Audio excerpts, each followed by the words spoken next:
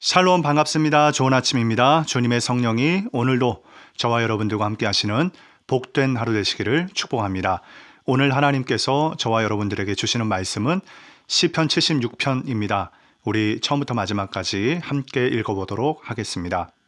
하나님은 유다에 알려지셨으며 그의 이름이 이스라엘에 크시도다. 그의 장막은 살렘에 있으며 그의 처소는 시온에 있도다. 거기에서 그가 화살과 방패와 칼과 전쟁을 없이 하셨도다. 셀라. 주는 약탈한 산에서 영화로우시며 존귀하시도다. 마음이 강한 자도 가진 것을 빼앗기고 잠에 빠질 것이며 장사들도 모두 그들에게 도움을 줄 손을 만날 수 없도다. 야곱의 하나님이여, 주께서 꾸짖으심에 병거와 말이 다 깊이 잠들었나이다.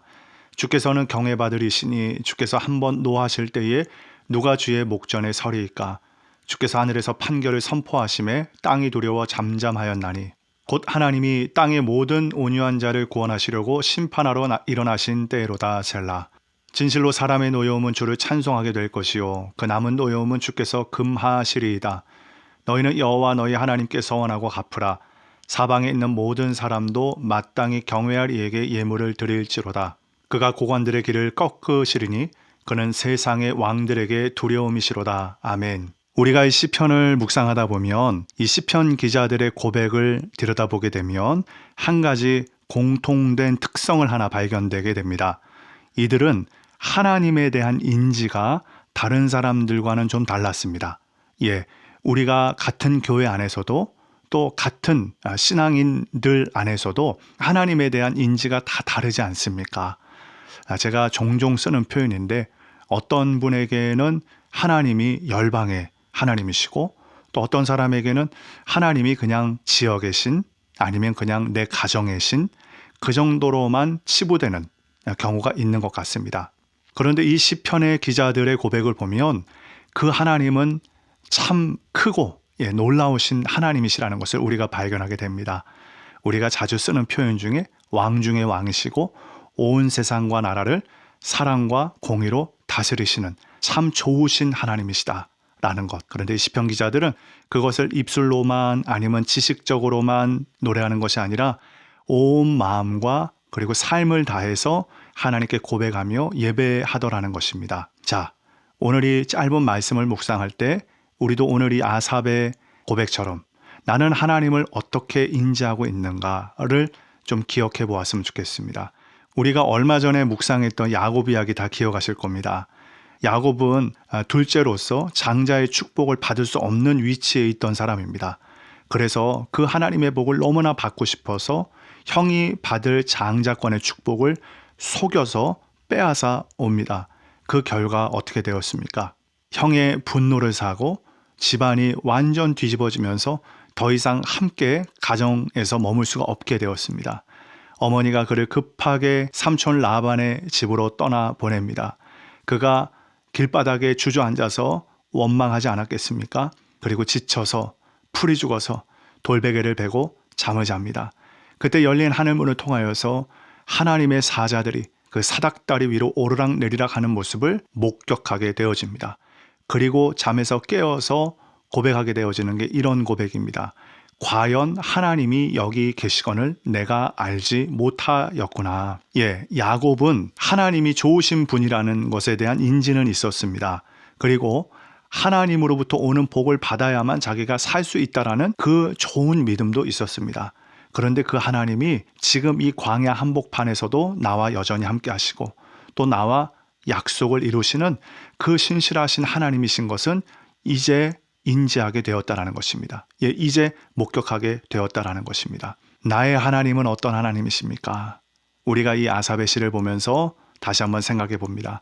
바라기는 우리가 세월이 흐를수록 시간이 지날수록 내가 알고 경험하는 그 하나님의 크기가 점점 더 커졌으면 좋겠습니다.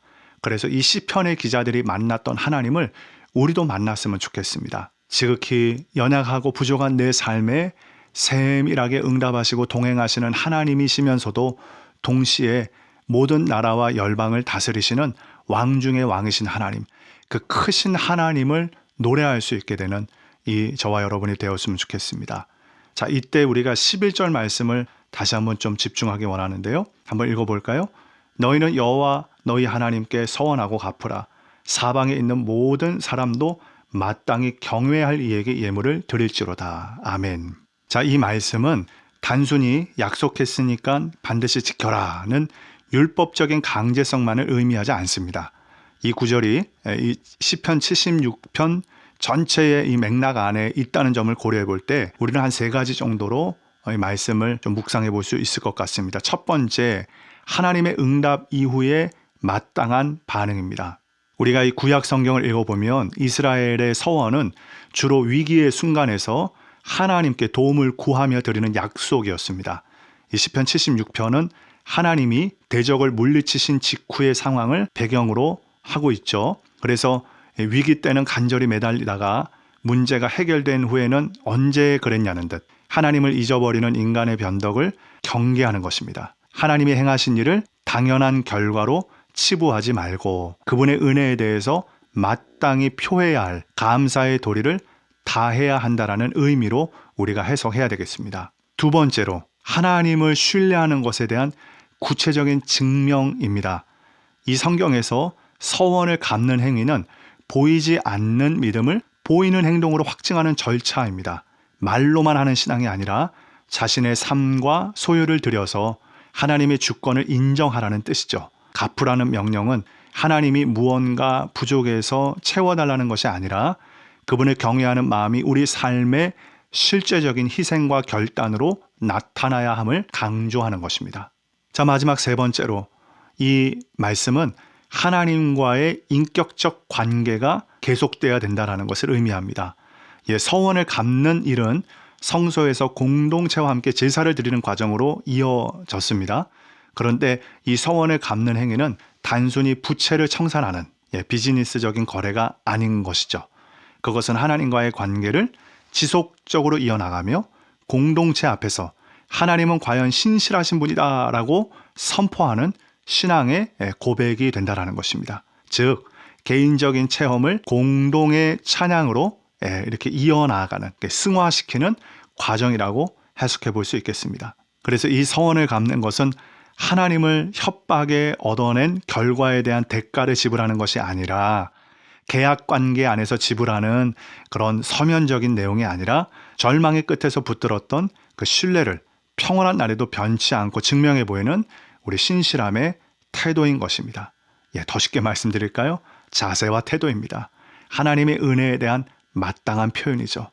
우리가 얼마 전에 어버이날이지 않았습니까? 우리가 사랑하고 존경하는 아버지 어머님께 마땅하게 나의 어떤 삶을 표현해서 드리는 것처럼 우리도 마찬가지로 하나님께 서원을 했다. 그러면 하나님께 우리의 삶을 드릴 수 있는 그러한 모습이 있어야 되겠습니다. 말로만, 생각으로만 이어지는 하나님과의 관계가 아니라 실제적인 어떤 하나님과의 값이 저와 여러분들 안에도 있었으면 좋겠습니다. 말씀을 마무리하면서 오늘은 참 뜻깊은 날입니다. 사실 오늘이 바로 우리 킹스웨이 교회의 10주년이 되는 그 날이죠. 우리가 2016년 5월 14일 날 창립 예배를 기점으로 우리가 킹스웨이 교회를 선포하고 많은 사람들이 또 오셔서 축복해 주시고 또 하나님의 비전을 가지고 여기까지 달려왔습니다. 오늘 저는 이 11절 말씀을 가지고 생각해 봅니다. 우리가 하나님께 서원한 값을 어떻게 갚을 수 있을까? 하나님이 우리에게 주신 이 은혜를 어떻게 갚을 수 있을까? 제가 해석을 해드린다기보다는 여러분들이 스스로 묵상하고 하나님 앞에 좀 고백해 보았으면 좋겠습니다. 그 아름다운 열매를 우리가 하나님 앞에 올려드리는 오늘 하루와 또 우리 앞으로의 10년이 되었으면 좋겠습니다. 그 놀라운 축복이 오늘도 계속해서 이어지는 저와 여러분의 삶이 되기를 우리 간절히 주님의 이름으로 축복합니다.